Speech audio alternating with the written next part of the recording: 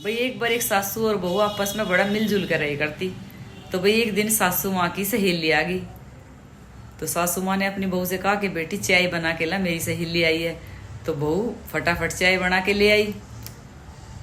तो सहेली ने देखा कि ये दोनों तो बड़ा आपस में मिलजुल के रहती हैं और आपस में बहुत प्यार प्रेम है इनका।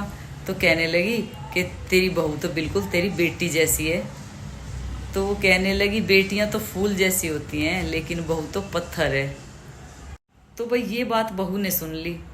बहू को बड़ा गुस्सा आया कि सारा दिन काम करती हूँ, हंसी खुशी रहते हैं, फिर भी मुझे पत्थर बता रही है अपनी सहेली के आगे, लड़की को फूल बता रही है। तो भाई बहू उदास रहने लगी। अब सासू माँ को भी पता चल गया कि भाई ये उदास रहती है। ऐसे ही हफ्ता गुजर गया। तो सासू माँ ने पूछा कि बेटी तू उदास क्यों रहती, क्या बात होगी। तो बहू कहने लगी माँ जी मेरे से ऐसी क्या गलती होगी जो आपने अपनी सहेली के सामने बेटी को फूल और मुझे पत्थर बताया। तो सास कहने लगी अरे बेटा इतनी सी बात पे तू नाराज है।